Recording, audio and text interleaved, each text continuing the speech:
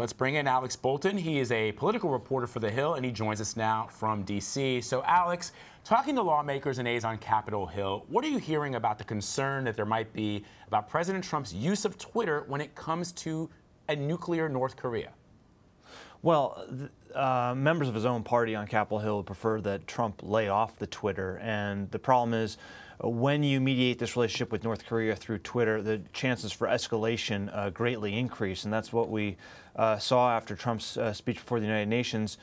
He's vowing to totally destroy Korea if there's a provocation, and now you're having the North Korean leader threatening to turn the U.S. into a sea of flames, Kim Jong-un. So the rhetoric is very high, and I guess much of Trump's rhetoric on Twitter is dismissed on Capitol Hill. But when you're talking about a dictator with nuclear weapons who's demonstrated a willingness to test them in defiance of international convention, that's very worrisome to people on Capitol Hill, and it's an ongoing concern with Trump's loose Twitter account. It may also be a concern to allies like Japan, South Korea. They're in sight of North Korea, obviously. So the administration announced these new sanctions against North Korea yesterday, and the president then reverted back to those overt threats today. Do you think the Twitter attacks undercut a possible attempt at diplomacy and allowing these sanctions some time to work?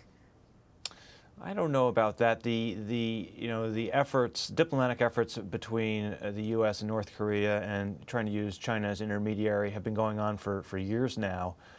Since the Clinton administration, there's been a full-on effort to rein in North Korea, and those efforts have really fallen short. And so, and by the same token, it doesn't seem that China's all that willing to put a tight leash on North Korea. So, it's hard to see how Trump's Twitter war is going to impede what's been a pretty ineffective diplomatic process. But I think what the concern on Capitol Hill is that you could have an escalation that spirals out of control, a war of words, and there's a lot of concern over whether Kim Jong-un is stable and what might provoke him to do something completely rash. I mean, he already is fired missiles right over Japan in deliberate provocation. So he seems to be pretty reckless. He's a young guy. He doesn't have a whole lot of experience. That adds to the concern. So I think more so than concerned about the impact on the diplomatic process, which has proven ineffective over the last 25 years, I think the concern is this could escalate into a military situation.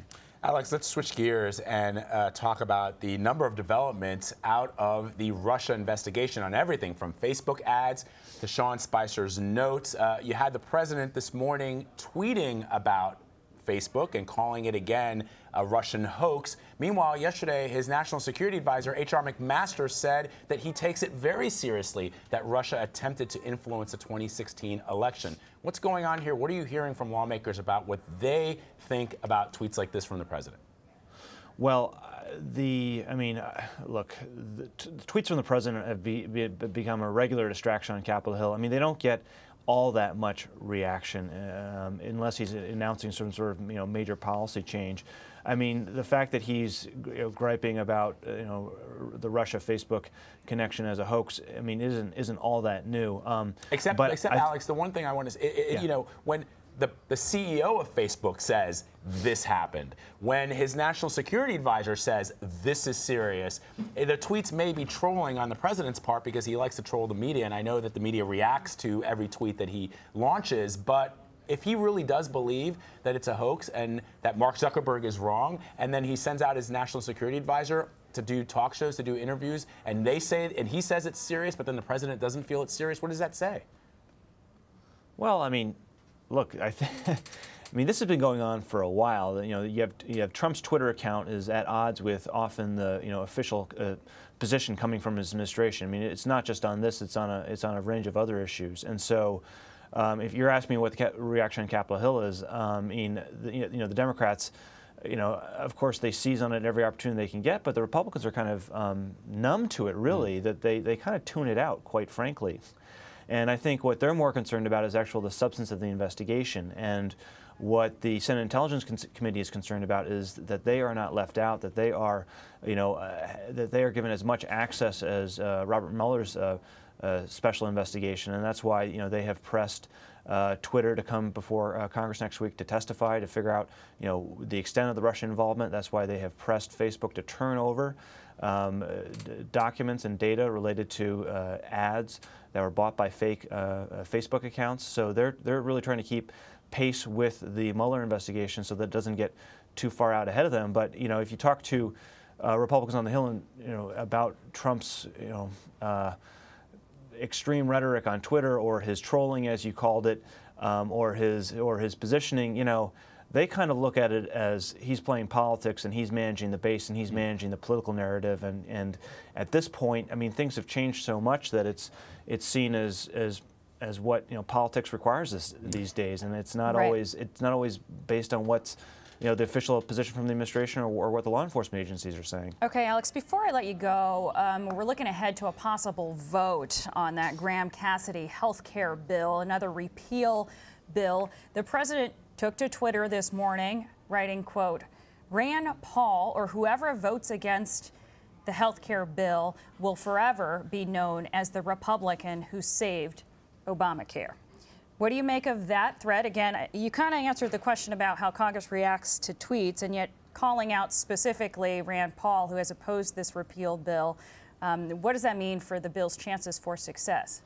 Well, I mean, Rand Paul's come under very heavy pressure from the administration and from the president. And the president has been working on Rand Paul for months, and he was asked this week, how does he feel about the pressure? How does he feel about his position? I mean, there's some question as to whether he might flip-flop under this pressure, but he says he's very comfortable. And from talking to conservative activist leaders, here in Washington and around the country, I mean, they feel this bill falls well short of the Republican Party's promise to repeal Obamacare. I mean, it dismantles some of the regs and the subsidy structure, but it keeps a lot of the taxes in place. A lot of the money is now going to the state governments to figure out. So this is still a massive government enterprise that's just being devolved to the states. So the Republican Party, or put this way, many conservatives do not think that this fulfills Trump's promise to repeal Obamacare. So while he may be talking tough on Twitter, I'm not sure whether people like Rand Paul are all that scared, or that the base is really going to count this as the promise fulfilled of repealing Obamacare. Alex Bolton of The Hill. Thanks a lot, Alex. Thank you.